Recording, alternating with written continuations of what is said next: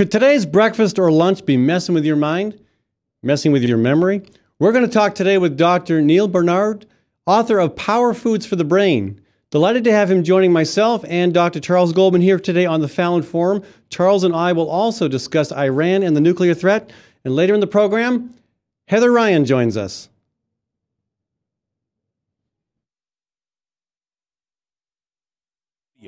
This is Webcast One Live. Ed Fallon here, folks. Gateway Market and Cafe is your locally owned source for specialty groceries. Enjoy chef-crafted, prepared foods, artisan baked goods, organic produce, specialty cheeses, and hand-selected wines and craft beer. Visit the lively cafe for breakfast, lunch, or dinner 7 days a week. Gateway Market is centrally located on the corner of Martin Luther King Jr. Parkway and Woodland Ave. Stop by or visit www.gatewaymarket.com for more details. That's Gateway Market, folks. Good food, great community. Hello, Mid-American Energy. I'm very concerned that you want to bill me an extra $5,000 to build a nuclear reactor. Do you know we're in the middle of a recession? Oh, we were hoping you wouldn't hear about that until after the legislature had taken action. Why not let your shareholders pick up the tab? Oh, way too risky for our shareholders.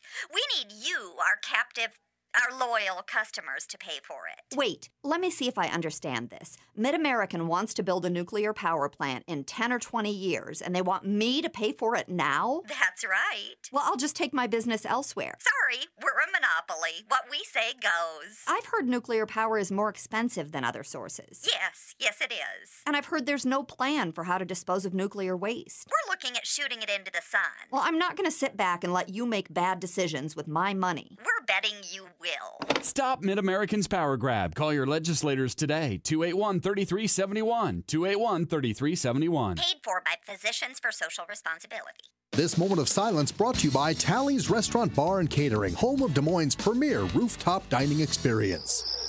Located in the heart of Beaverdale, Tally's offers speedy and affordable rooftop lunch, catering for events both large and small, innovative cuisine, as well as vegetarian and gluten-free menus. Come to Tally's for live music, dry-aged steaks, Sunday brunch, and all-you-can-eat ribs every Monday night. Tally's Restaurant Bar and Catering at 2712 Beaver Avenue. Call 279-2067. That's 279-2067. It's time to think about upgrading the efficiency of your furnace and air conditioner.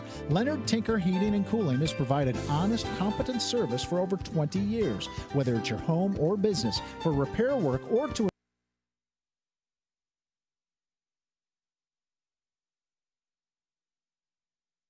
install a more energy-efficient furnace or air conditioner, call Leonard Tinker at 263-0422. That's 263-0422. For honest, competent heating and cooling service, call Leonard Tinker at 263-0422.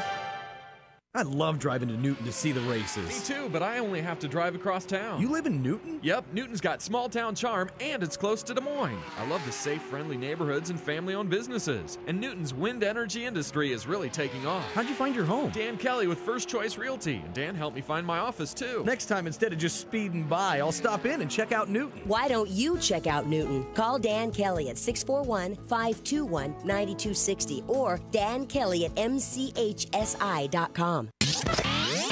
From the RE/MAX Real Estate Concept Studios, this is Webcast One Live.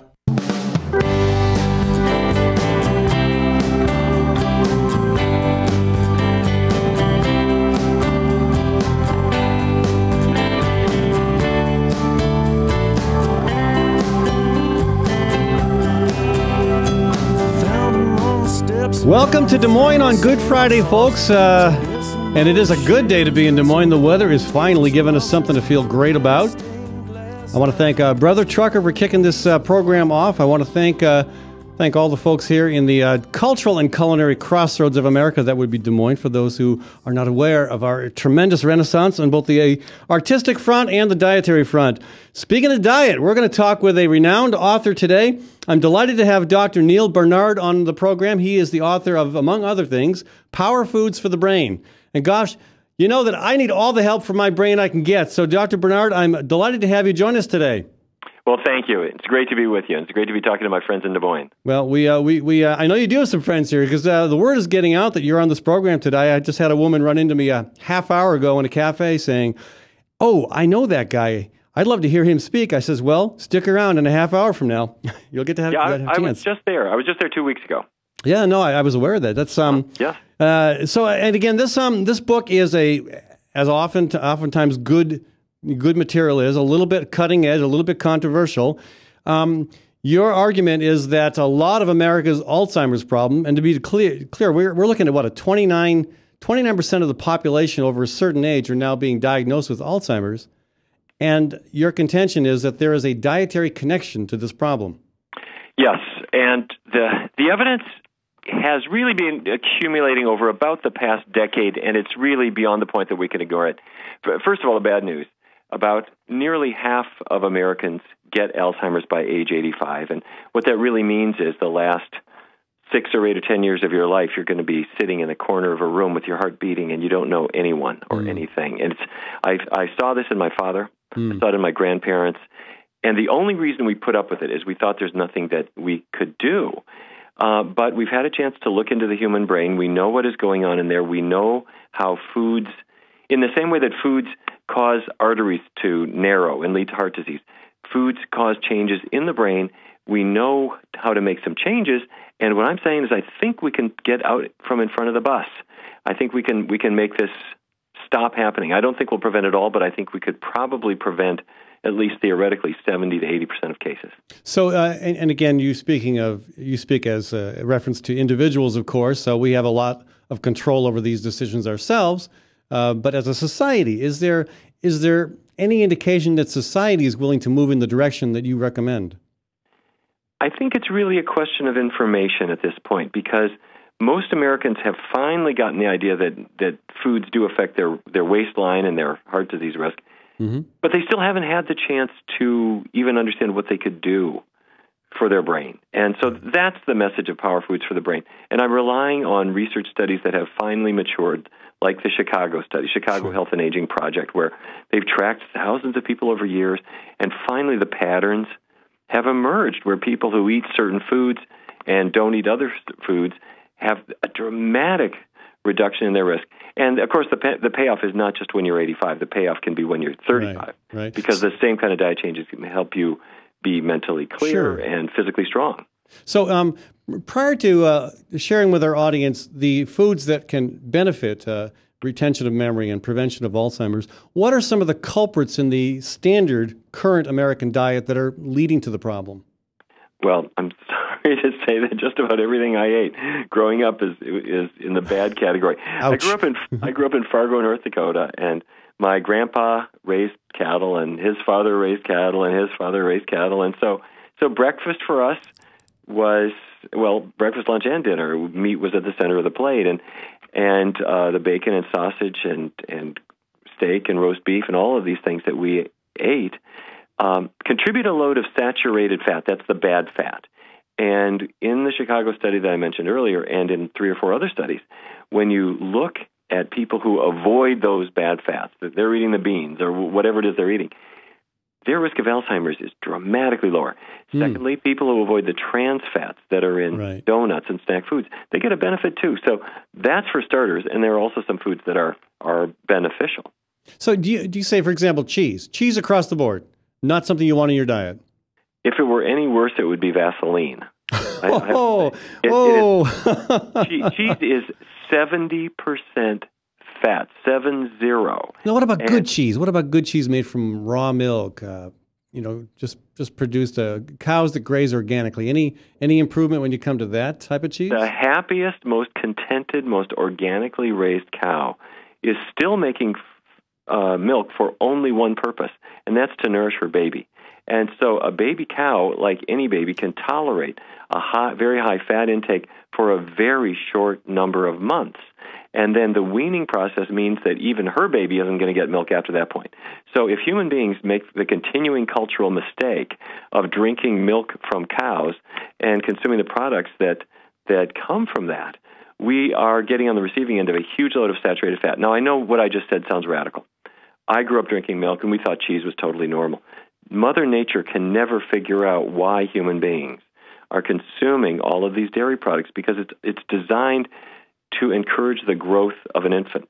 In adulthood, it encourages heart disease, it encourages certain forms of cancer, it encourages the growth, I believe, of the changes in the brain that lead to Alzheimer's disease. Dairy products are the single biggest source, according to the U.S. government, the single biggest source of bad fat, saturated fat, in the American diet. So butter, cheese, milk, and the sacred icon, ice cream, you would say eliminate them from your diet altogether, or is there a level of moderation that can be embraced that still allows for avoidance of memory loss and Alzheimer's?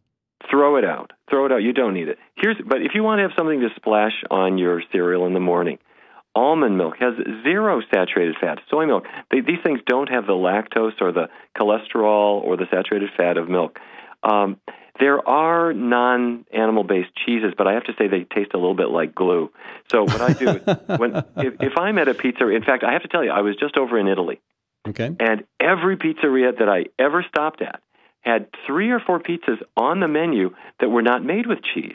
They were made with chunky tomatoes and mushrooms and artichoke hearts and various spices. Right. And they would never dream of drowning it in cheese. But, we Americans, we do everything to excess. We're not happy unless we're at least 60 pounds overweight and shoveling it in day by day. And my answer is, stop already. The party is over. We are now paying the fiddler. And you can have a healthy pizza and a delicious pizza, extra tomato sauce, extra spices, all the veggies, leave the cheese off. Now, one more dairy question, then let's move on. I am a chicken farmer. Well, I raise chickens. I'm not sure if farmer is the right word. Urban chickens are really taking off in Des Moines. A lot of us have our own little backyard flock. Eggs, bad altogether, or again, is there some moderation there? I would leave them out completely because keep in mind what goes into an egg. An egg has more cholesterol than an 8-ounce steak.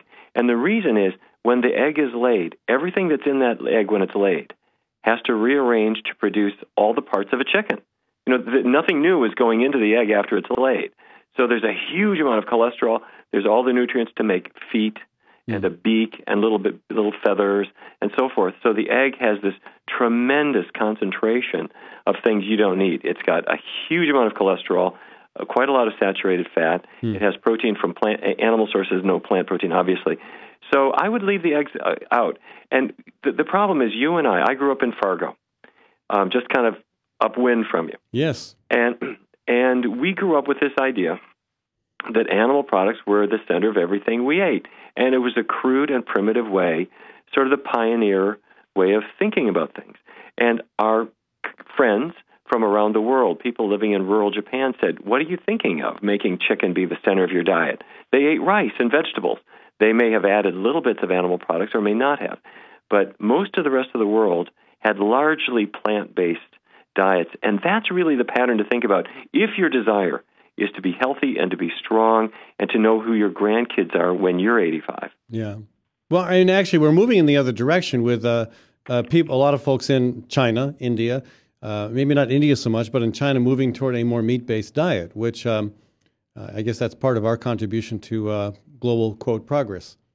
It's a tragedy. We have a program in China now. It's called the Kickstart program, where we are encouraging people in China to not westernize their diets. They have huge lines waiting for the fast food chains and meat and dairy products. About a generation ago, milk started becoming popular in Japan for the first time in history. And so they are fatter than ever. They have more diabetes. The diabetes rates have increased by 2 or 3-fold. It's a real step backward, unfortunately. Now, what about meat? Do you make a distinction between free-range chickens, for example, pastured pork, pastured beef, versus the more conventional corn-fed critter? Is there any distinction, any value to opting for one over the other, or would you again recommend eliminating even organically raised meat products? Well, let me be clear at what I'm saying. When my dad was dying, and it was as if he had died 10 years before from this Alzheimer's disease. And when we've had a chance to understand who doesn't get this, it's not the people who are making that kind of distinction. It's the people who know about beans and vegetables and fruits and whole grains. So the less of the saturated fat you eat, that's the animal fat, right, the better off you're going to be.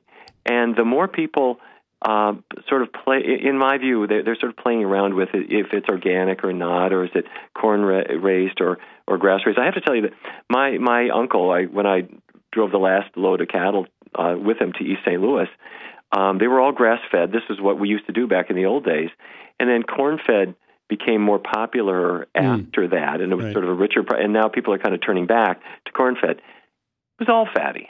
Yeah. All of it was fatty. There's no scrap of fiber in when any of our cows corn fed or grass fed.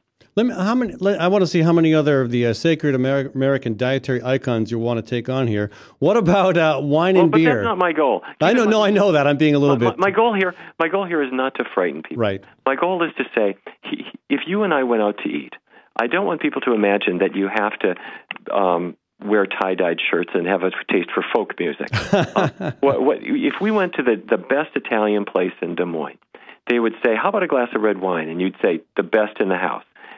Fine. And how about a nice salad? Great. How about a bowl of soup, maybe lentil soup or minestrone or pasta fagioli? They're all fine. They're great. And when your angel hair pasta comes, here you don't top it with the ground beef sauce. Instead, top it with artichoke hearts and wild mushrooms and chunky tomatoes and a spicy tomato sauce. And if you want to have an espresso or two afterwards, that's fine. And the best Chinese restaurant or Mexican restaurant or Japanese restaurant, any one of them, even the steak, you can go to the best steakhouse in Des Moines, and they are very proud of their vegetables, and they'll make you a beautiful vegetable plate that you don't have to be embarrassed. You go to the nearest submarine sandwich place, skip the meat and the cheese, but pile on the lettuce, tomatoes, olives, cucumbers, spinach, red wine vinegar. They'll toast it for you. So this is not a question of deprivation. It's delicious food, but the payoff is you'll be slim, you'll be healthy, you'll very likely live longer, and you are doing everything you can to keep your brain intact. And that's when I wrote Power Foods for the Brain, I didn't want people to feel depressed. I wanted them to feel empowered, and that's our goal. Let me ask you one more question, Neil. We're here in Des Moines. We're beginning to organize a March for Climate Action. This is going to be a significant event. 1,000 people marching from the West Coast, leaving somewhere on the West Coast next March 1st, walking across America, ending up in Washington, D.C., demanding action on climate change. Beyond the importance of the issue of climate change, there are lots of logistical considerations, and we're dealing with one right now. How do you feed 1,000 people who move every day 15 miles or so? My question is it possible to feed them and somehow bring your dietary message into the conversation? I think you have to. If you don't, you may as well stay home. The biggest contributor to climate change, according to not one but 2 UN reports, is animal agriculture. Right now, we have 100 million cattle. If you put them all on one side of the scale, they weigh more than the entire mass of humanity in North America. Each one of them is a belching machine, belching up methane, which is a much more potent greenhouse gas than carbon dioxide. So if we are not recognizing that you have to follow a plant-based diet, if you're not a vegetarian or vegan, you are simply not an environmentalist. And so you can have veggie burgers lined up and waiting for people, and if they stay in the sun a little too long, there's no salmonella in them, so you don't have to be afraid like you do have to with a chicken salad. So I would only serve plant-based foods. That's the way to go. And then people don't have to wait for Detroit or Washington, D.C., for that matter, to change what's happening in industry. The biggest contributor is what we're putting on our plates, and we can change that tomorrow if we want to. And again, it is more challenging when you're eating away from home. Obviously, you have more control in your own kitchen. You gave some examples of what you can do in restaurants. The logistics of imagining how to feed a march of that size. Going through Iowa in the summer might be a lot easier in terms of procuring food from local farmers. We have a really, growing and pretty extensive network of small producers raising food that would fit that criteria. Probably more challenging in Nevada, Utah, some of the other places the march is probably going to go through. Well, they can walk through the drive-thru if they want to at the nearest taco restaurant. If they have the bean burrito, they can hold their head up as they're being a good environmentalist. Yeah. If they go through the burger places, they have veggie burgers there. Right. I'm being a little tongue-in-cheek with you. But the point I'm making is that I have followed a vegan diet ever since I was in medical school, or at the end of medical school. I realized I had to change, and I have never regretted it, and I've never found it difficult, whether I was in Des Moines or Nevada or anywhere else. But you do make a distinction between a vegetable product grown organically and one grown in some kind of industrial, chemically based agricultural setting? There is more. Organic is always better. Organic is always better. But if you can't get that, even the vegetable products themselves under more standard farming practices are preferred. You want to get the best you can. The 4 food groups that I focus on are vegetables, fruits, whole grains, beans. So my big bowl of oatmeal in the morning that's topped with walnuts for that vitamin E, or a little flaxseed for the omega-3s. I always choose organic if I can. If I can't, I'm not going to have the pork sausage, obviously. So you want it to be plant-based, but organic is really a good extra step. All right. Well, Dr. Bernard, a pleasure talking with you, folks. His book, Power Foods for the Brain. Take a look at it here. Got it up on the screen for you, and I appreciate you sending me a copy. I'm looking forward to finish reading it, and hope you make it back to Des Moines sometime, and maybe we can see you on the Great March for Climate Action next year. I'd be delighted to come along. All right, I'll send you some more information about it. Folks, Dr. Neil Bernard, again, you can find out more about his work. Again, not just the one book he's written, he's got a whole wealth of books he's published. Again, what's the best website to locate your material at, Doctor? Well, thank you. Power Foods for the Brain. It's on Amazon. It's on all the online services. It's at your local bookstore, and frankly, they'd appreciate your business. Yes. But our website is pcrm.org. That stands for Physicians Committee for Responsible Medicine, pcrm.org. Great. Hey, thank you so much for joining us. Great talking to you again. All right. Folks, I want to thank the Iowa chapter of the Sierra Club and Iowa Physicians for Social Responsibility for sponsoring the Fallon Forum. And I'd like to thank Gateway Market for sponsoring this segment of our show. Gateway is the 20th in Woodland. And gosh, I imagine the folks at Gateway would have enjoyed this conversation immensely. I will have to send them the podcast. They are our neighborhood grocery store. I support Gateway because I like to keep my money in the local community. Again, not just for groceries, but a fantastic cafe with lots of options, many that would be very compatible with the message from Power Foods. So check them out, folks. That's Gateway Market at 20th and Woodland. I will be back in just a minute. From the RE/MAX Real Estate Concept Studios, this is Webcast One Live. Drug and alcohol addiction slowly steals a person's identity, tearing away pieces of their life little by little until one day it seems like the hope of a happy future is gone and there's no chance of getting it back. Here at St. Gregory Retreat Centers, we can assure you that there is hope. Our unique approach to recovery begins with the understanding that the dysfunction and damage caused by addiction can be overcome, not just dealt with. Don't let another day go by. Call St. Gregory today.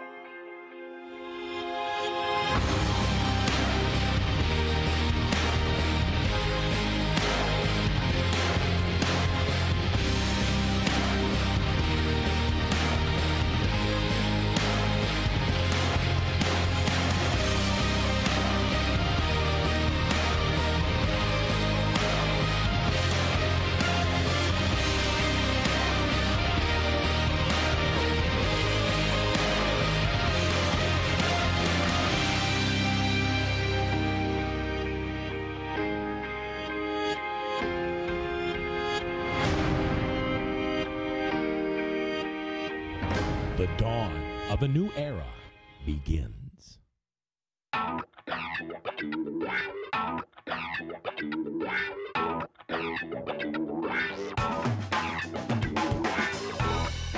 Well, good morning. This is the 7th of June in the Lord's year 2010, and this is day 101 of WebcastOneLive.com. We will begin with Max World Live with my special guest, Tom Coates. In just a minute, there's Tom. Wait. Howdy.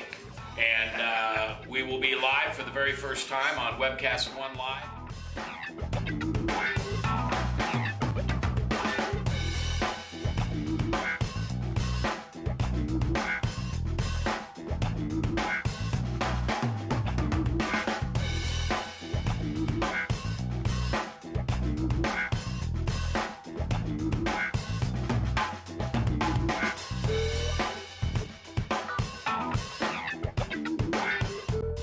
Someday we're going to look back on this and say, gosh, Remember that old day in history? Wonder where Walter Cronkite was. He must have been around hanging there too. But actually, it's the beginning of Webcast One Live, and thank you for listening. Thanks, Rob Spearman, and everybody who's put together this project together. And we're ready to go live now. So thanks for listening to MaxWorldLive.com.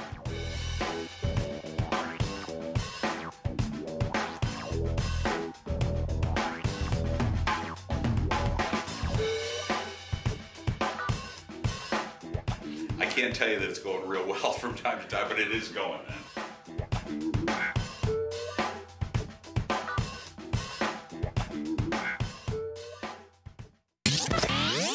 From the RE/MAX Real Estate Concept Studios, this is Webcast One Live.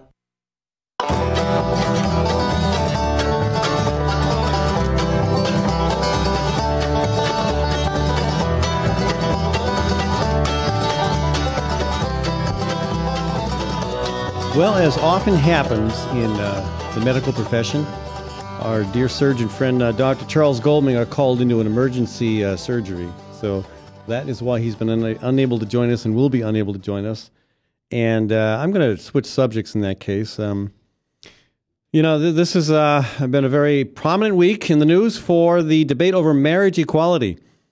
And as seems to happen every year anymore, there's always a dust-up over the anti-bullying conference. And this is a conference that's been going on for 8 years.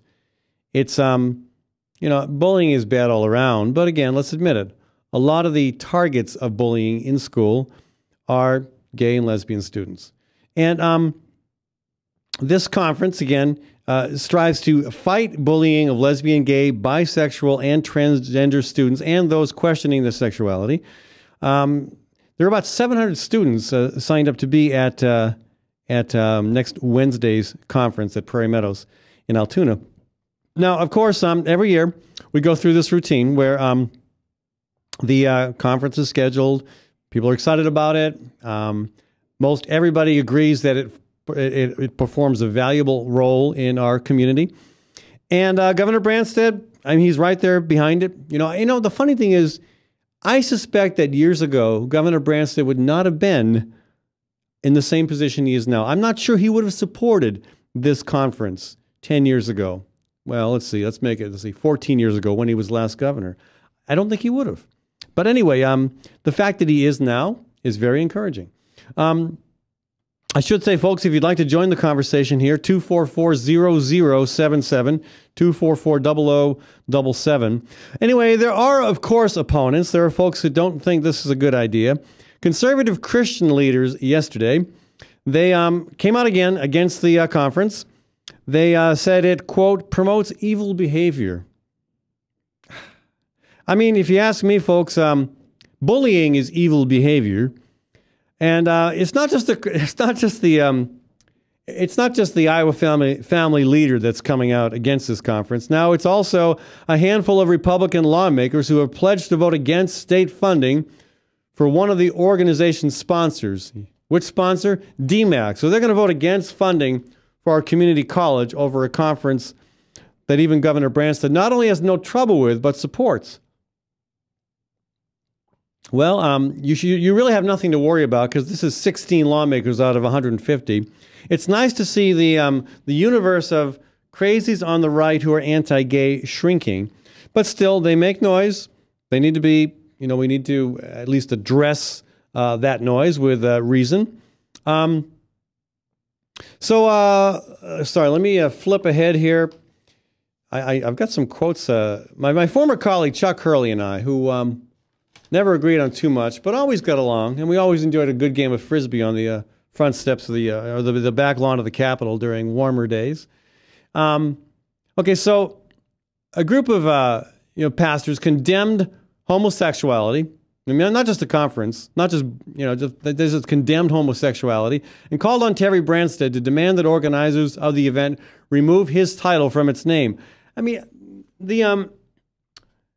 That takes some guts to demand that the governor remove his name from a conference. Who are these people? Why? Again, they're in a universe that is shrinking very, very fast, where people they're going to be so marginalized. And again, I really think that it's not already this is happening, but within a few years at most, folks like this are going to be in the same category as the angry white racist haters who would line streets in the South back in the 60s and shout at those freedom fighters, pushing for integration of cafes, pushing for the right to vote. They really are. They're not that far apart from that realm, in my opinion. And again, some of these people are folks I get along with fine. I respect them on one level, but I don't understand their opposition to a basic human right. In this case, the right not to be bullied. Okay, so again, 16 lawmakers have signed a pledge to vote no on funding for DMAC, Des Moines Area Community College, unless the school stops spending money on this event. So you're going to, wait. I mean, DMAC, big budget, lots of things that it does. This is a very, very, very tiny piece of DMAC's overall activity. And you're going to vote against funding for the community college? I mean, there's beyond the lack of wisdom in coming and just describing homosexuality this way, labeling this conference this way, demanding of Governor Branstad remove his name, beyond all the absolute lack of wisdom in that, pulling funding for DMAC over this? I mean, that's crazy. That's even crazier than pulling funding for Planned Parenthood because, 2 or 3%. Excuse me, folks. Still getting over that sinus deal. Because 2 or 3% of their revenue goes to abortions. Okay, so who are these folks? Well, there's a lot of new blood up there. A lot of these folks I don't know. Senators Bill Anderson, Rick Bertrand, Mark Shelgren, I know him. He's the guy who beat Keith Kryman from Ottumwa. Dennis Guth, David Johnson. I know David Johnson from Northwest Iowa. Mark Segarbart, and Ken Sorensen. Of course, we know Ken Sorensen. He's here local and always in the news, and usually not for something that we agree on. And you got a handful of state reps as well. Dwayne Allens, Robert Bacon, Dean Fisher, Greg Hertzstill, and Sandy Salmon. Also, Jason Schultz and, of course, Tom Shaw. Larry Sheets, and, of course, my buddy Ralph Watts from Adel. So former state legislator Chuck Hurley. Again, I'm trying to get into the mind of where these people are coming from. Well, Chuck Hurley gives us a good glimpse of that. He's the vice president of the Family Leader. That's the group that Bob Vanderplatz now heads. He told reporters that he's the father of 8 biological children. Yeah, and I know a bunch of them, and they're great kids. 2 adopted children and several foster children. Great. And that has what to do with anything? Okay, well, here's Chuck's quote. Quote, "This Papa Bear is here to say about the conference, stop coming after my kids and other people's kids with evil propaganda."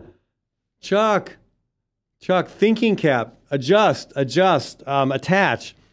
Nobody is coming after your kids. I mean, the mind just can't, my mind, and I suspect a lot of you, just can't grasp what's going on in Chuck's head. I really don't get it. I mean, again, this is a guy I like.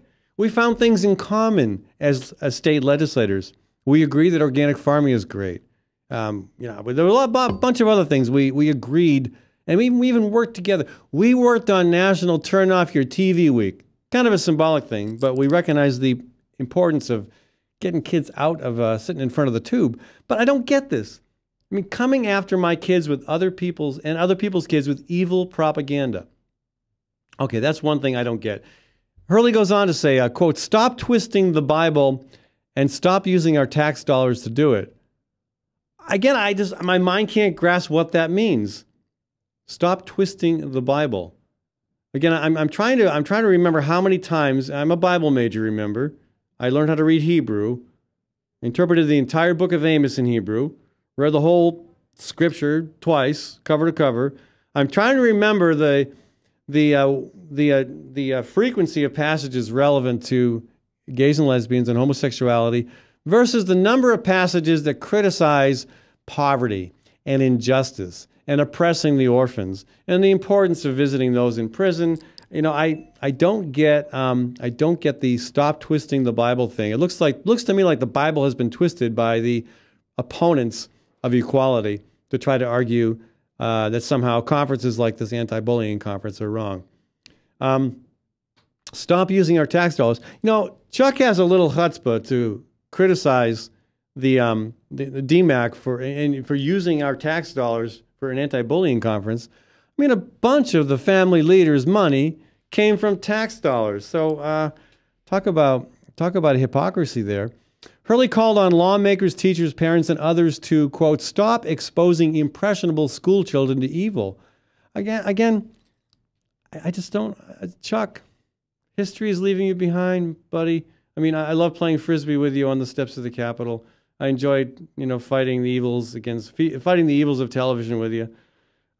Yeah, organic gardening, woo, it rocks. But you're missing the boat here. The boat is this: people no longer give a darn about somebody's sexual orientation. They don't care. And again, it's not sexual preference. This is the way people are born, as Lady Gaga likes to say. This is how people are born. More and more people are coming to recognize that. I mean, the polls are shifting drastically on this. At some point, 90% of America is going to stop caring whether a gay couple marry or a lesbian couple marry. And Chuck, I'm afraid you're going to be in that 10% that still give a hoot. And I don't know what to say. I've actually offered to sit down. I've sat down and talked with Chuck about this before. It's been a couple years. But I offered to have him meet with gay and lesbian friends of mine so he could hear their stories, hear why they feel equality is important, hear why they know in their hearts that they're not making a preference. This is the way they are, the way they're born. This is who they are. And why who they are is not evil, not something to be feared, and not coming after Chuck's children or anyone else's children. Yeah. Anyway, I know the conference will go on. I commend Governor Branstad.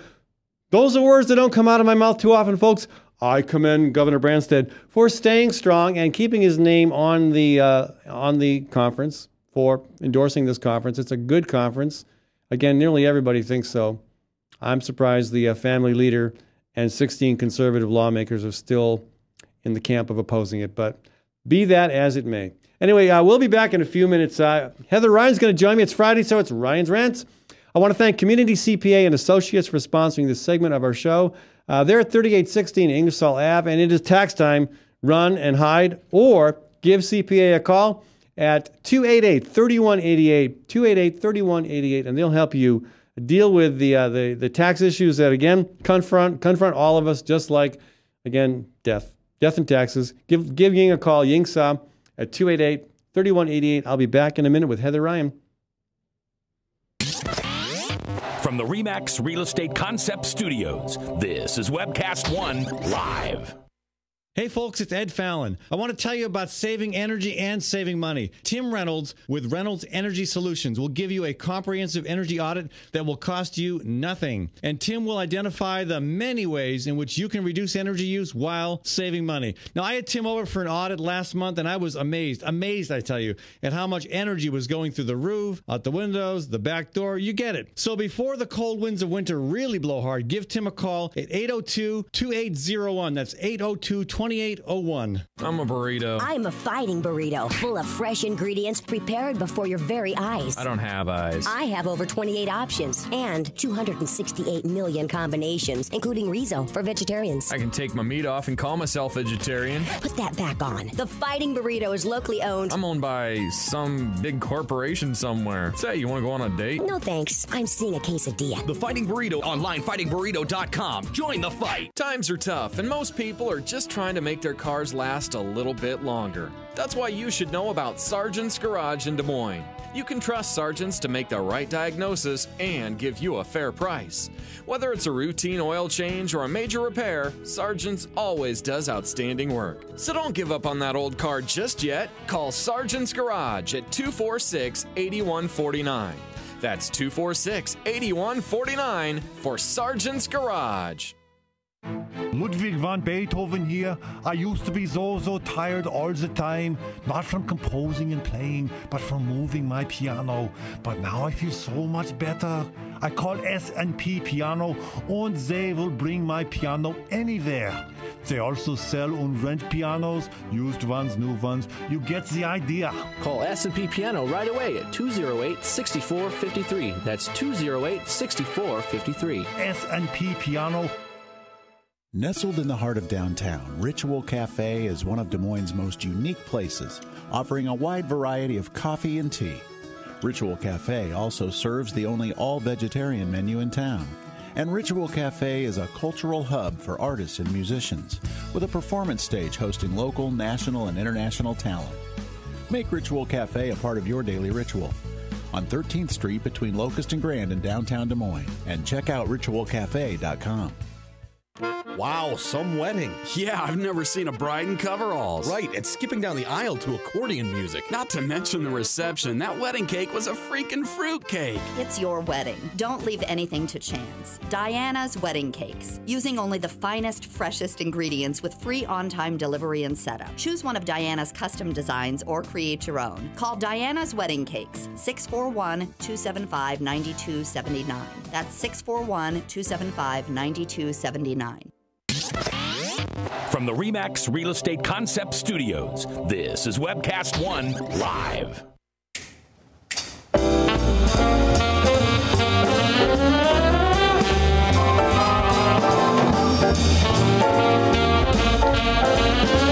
Max Wellman, folks, bringing us back to the conversation here on Good Friday in downtown Des Moines, the cultural and culinary crossroads of America.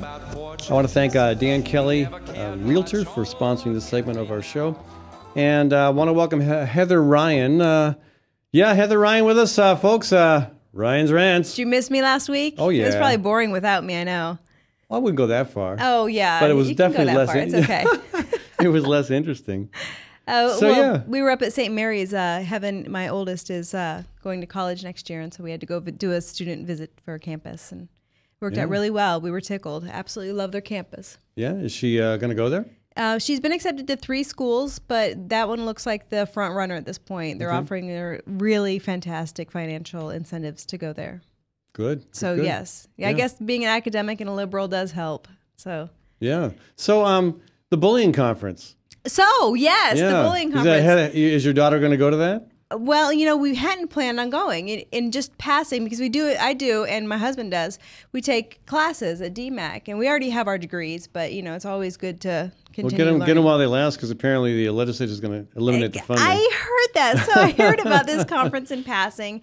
Oh yeah, they're going to have this conference. I didn't even think about going. I don't know. It just didn't. It's not applicable to me. I didn't think about going, but then I heard they're going to raise a ruckus about bullying. It's a conference against bullying gay and lesbian and transgendered people, and they're basically bullying them. So now I'm going. Yeah, I'm going just to show my support. Absolutely. Well, it'll be interesting to see if there is a counter protest or any kind no of. No way. Oh, yeah, there might be. I would doubt it. Nobody cares about this stuff except for a couple of people. Well, those couple in the of people might be legislature. the counter protesters. I'd be very you got surprised. 16 legislators who have threatened to vote against any funding for DMAC.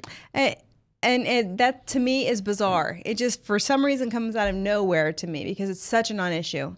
This is a non-issue, especially in such a progressive state like Iowa, where we have gay marriage and we have more equality. We're not a progressive state, Heather. We're a sinful state. A sinful state? Yeah. Yeah. We're a state that's going down the tubes. I guess it depends on who you ask. Yeah, well, I think some of the people opposing the conference would tell you that. It really came out of nowhere for me, and I heard on the NPR today that they were planning on raising a ruckus about funding to DMAC if they continue with the conference. So of course I'm going to go now. So basically, their opposition to the conference has inspired you to go. Yeah, it has. I wonder how many other people are like that as well. I would love to know, and I think we should all get together, people that weren't planning to go before, and then go as a big group.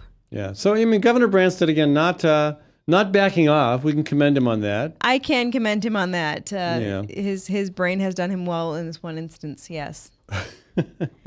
So what are your thoughts on the while we're on the subject? This has been a big week for marriage equality. It has. U.S. Supreme Court deliberating, hearing arguments from the both sides, and sending some messages. Hard always to know how they're going to come down on an issue, and I guess that's the way it should be. I guess we'll know in June. But do you think that we'll know, like with white smoke coming out means that they've chosen our way, and black smoke coming out they've chosen the other way? I think you're getting the Supreme Court mixed up with the Vatican. Oh, right. I'm not sure which is more powerful, but right. No, maybe if the smoke is gray, it'll be a mixed opinion, and that's probably I think it's probably what's going to happen. It'll be mixed. Yeah. You know how the Supreme Court is; they're kind of a mushy middle of America. Yeah, it can be, yeah. But even a mixed opinion on this could be positive in terms of the overall momentum toward full equality. I agree. I do think that DOMA will not be the same as we have come to know it. I don't know if it'll be completely done away with. I think that there'll be something in the middle. They're going to find some kind of thing in the middle, and it's going to be totally different from what I expect it to be. But hopefully they'll go way left and agree with me. But I don't think that's going to happen. No, I doubt that. But I mean, I think there are certainly justices who understand that the gay issue is rapidly becoming a non-issue. It's really a non-issue. Really? The way people behave in their bedrooms, I don't want the government in my bedroom. I don't think it should be in anybody else's bedrooms. This is a non-issue to me. Sounds like a healthy decision. Yeah, keep government out of Heather Ryan's bedroom. Out of my bedroom. You don't want to be there. I don't want you there. Trust me. Right. I'll tell Carl you said that. You better be watching. You shouldn't have to tell him. Okay, good. Hey, Carl. Yeah. So there's again, we'll see what happens with that. That's pretty interesting. I don't know how closely you've been following the Iowa legislature. It's been kind of not all that exciting of a place this year. Maybe that's good. I don't know. Yeah, I found it kind of snoozapalooza. I haven't been snoozapalooza. It's a snoozapalooza. I don't find it too exciting this time around. There's so much other stuff going on right now. The fact that we're losing interest in abolishing assault rifles. Yeah, look at the poll on that. That poll is very disturbing. Dropped 10% in a month? Come on. Yeah. How can we lose our interest so quickly when children are murdered and educators are murdered? I am astounded and aghast. We have a short attention span in this country. Oy, but on murder, on mass murders, it's fine to have a short attention span on Snooki. I'm cool with that, right? Honey Boo Boo, short attention span, woohoo, whatever. But mass murders, I have to draw the line there. You have to have a little more of an attention span, and you you haven't heard as much from the Obama administration on this lately, and that's not necessarily a criticism. I do know that there was this past week a study was released showing the connection between media violence and violent behavior. I'm glad to see that having more play. I think that needs to be part of the conversation. I know there are folks who totally disagree. Maybe you're one of them. But I'm not. I try to disagree with you as much as possible, but I'm not. Not on this. Darn. Darn it. Hey, well, let me ask you. Let's switch gears a bit here. The Great March for Climate Action. Yay. Taking up a lot of my time. Yes. And excited to see more and more people volunteering. We've got a couple people now who are putting in significant time every day. Actually, 3 of us are putting in significant time every day. We got folks who are organizing pieces. Had a new volunteer show up at our meeting this morning. Ben Alloway is beginning to work his connections to put together concerts and events. Had some great work done on a website by Forrest Detterman. Had the Joseph Glazberg with the Glazberg Moe firm donated time and effort for the legal documents. And you've been putting together a video. I have been putting together a video. Yeah. That will be my little contribution to this project, which hopefully will be a huge contribution in the long run. Yeah. It's not just a video. I'm putting together a sizzle reel. It's a little bit of a difference. I've never even heard the term sizzle reel before. It sounds like something you would use to cook meat. Yeah, no. Cook your backyard chickens. No. You stay away from my chickens. A sizzle reel will be a commercial. Hopefully someone will pick it up for a documentary or a television show. And I'm not really giving anything away with that because normally you'd want to keep your sizzle reels private. You don't want someone to steal your concept and run with it on their own show. But I want someone to steal this and run with it and say, hey, Ed, I've got this great idea. Heather doesn't need to cut the sizzle reel. Yeah. So, when you cut a sizzle reel, it's just basically a 3-minute commercial for what you're doing. And that was what we're doing. And you do this professionally for your talent business. I do. I do this professionally. We put together these little snippets of somebody's talent. or a show concept. You put together, I've got a great idea for a show concept. We're going to call it Jersey Shore, Iowa. And then, Jersey Shore, Iowa. And then It's got to be on the Mississippi or the Missouri. Maybe the Des Moines maybe River. it's the Travel Channel. I don't know. Yeah. But then you say, okay, it's going to be perfect for Travel Channel. And you put together the show concept into a 3-minute commercial. And then you take it to the networks and say, are you interested in this? And then they say, hopefully, yes. And that you sold a show. And that's how shows become realities. So. Well, we could use a lot of video and photography work along the March route. I mean, it's this is a huge undertaking, and I knew it would be, and I am in awe at just how much work it is. Mm-hmm. I'm really pleased with how rapidly we're developing some interest and support.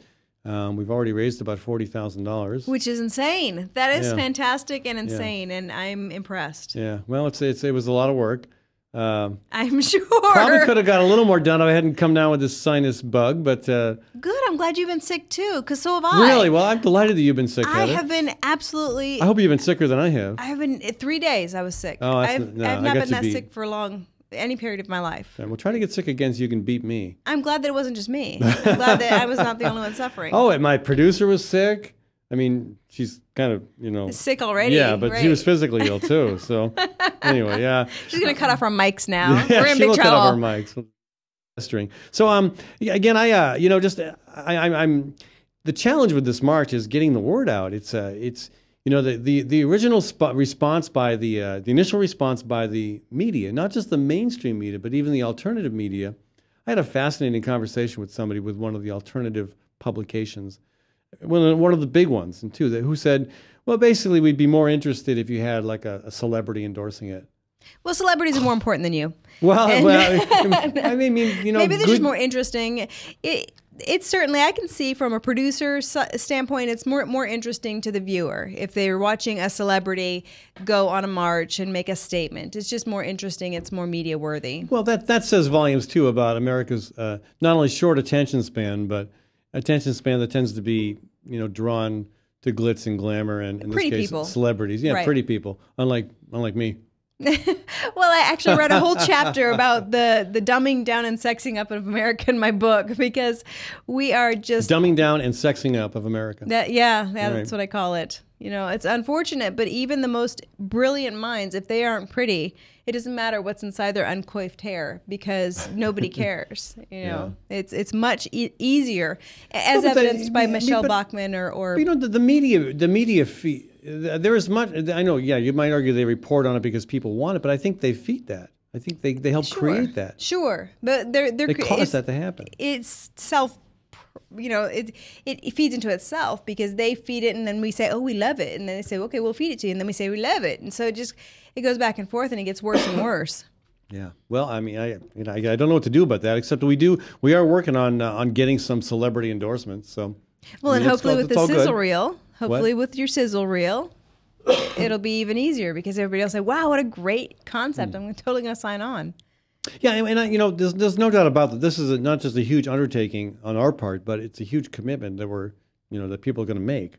We've had about 12 or 13 to 14 people who've committed for the entire duration of March. Yeah, who want to do the march. See, I want to do like 3 weeks of it. 3 weeks? Yeah, that could be pretty much Iowa. I mean, if you can just segment out 3-week segments or 1 month segments. We won't throw you off unless you behave badly. I'm going to behave badly. Well, it depends on how badly. I'm with the camera crew. No, I wouldn't behave badly. But I mean, it's this climate crisis is huge. I mean, people are not understanding how big a deal this is. Yeah, that's the challenge. That's the challenge, is to get the fire in people's belly. If people can't even get the fire in their belly about mass murders for any period of time, then I worry that people aren't going to have the fire in their belly about climate change. I mean, at what point does America just stand up and say, we've had enough? Ed, are you going to choke to death on me over there? I mean, are you that verklempt I hope because not. I'm here? Is that what it is? Yeah, that's right. You're just it's breaking overwhelmed. me up there. Yeah, you're overwhelmed. It's the celebrity, power the glow, of Heather Ryan, the glow of the pretty people. Manager. Yeah, it's your coiffed hair that's got me. That's it. That's it. Because I pulled it back. I haven't been able to pull my hair back in years. So the fact that it's long enough for me to pull back. Neither have I. Neither of you. See, we have something in common here. Yeah. Okay. Well, again, it's a little bit like the situation with Sandy Hook. Mm-hmm. The support for doing something immediately afterwards was quite high. And as you noted in the polls, it's dropped 10%. Same thing with climate change. When something happens like Hurricane Sandy, right? Superstorm Sandy, Mm-hmm. after that, there's more support for taking action, and then people forget again. And it's just, it's frustrating. And that's where we need leadership in this country. We need our elected officials who get this problem to step forward in a big way. I mean, I expect more from President Obama on this. I don't know where the Keystone Pipeline decision is going, but that's a major indicator of whether or not the current administration gets the seriousness of this problem. If they approve that pipeline, we are on track to see an incredible additional amount of carbon released into the atmosphere. There's no way they can possibly get how immense the problem could. There's no way. I don't think policy, it's even leaders. Our leaders should. They should, but it's not even articulating in our media. It's not something that people talk about, really, except for the lefties like us. We're the only ones talking about it. I mean, you don't see it in the mainstream media, but really, it's not a conversation that people are having. Yeah. So you're saying basically that our politicians need to remind us of what's important, because what's important to them is... They need to take action. I mean, they need to show leadership. I mean, look at how many, back to the gay marriage issue, look at how many politicians, were on the cutting edge of the marriage equality debate. I mean, in Iowa, it was just me. Back in the mid-90s. Oh, one of you. Well, one of me, And gradually more people stepped forward. And so, well, I shouldn't say it was just me. There were maybe 3 or 4 others who would say anything at all of, that required a little bit of courage. But now, you got people stepping forward left and right. I mean, most recently, Hillary Clinton, Rob Portman. Anybody who it matters to directly. Who it affects directly. Or in Hillary Clinton's case, I think she just sees, the political climate is safe now. I mean, even Obama. Yeah, Obama it's safe, and she's probably running for president in a couple of years. She needs really that demographic. Yeah. I mean, but it would be nice to see the politicians actually leading. We call them leaders, but so few actually lead. And I can't think of a place where we need leadership more than on climate change. Oh, speaking of heartbreaking politician stories. Mm-hmm. Ashley Judd's not running for Senate in Kentucky. Are you going to get over that? I'm not sure. You're going to move to Kentucky and run instead? No, so I can get creamed instead? No. No, but she was the only hope of beating Mitch McConnell. I'm confident there's no one else that can beat him. So I was actually very upset when I saw she wasn't going to run. Maybe you should move back to Kentucky and run as a Tea Party person in the primary against him. Who would buy that, Ed? Who would think that I'm really a Tea Party guy? You could do an entire makeover. You're good at makeovers. Yeah, just schlep on all the makeup and look like Michelle Bachmann. Heather Ryan, crazy right-wing Tea Partier. Yeah, I think you could do it.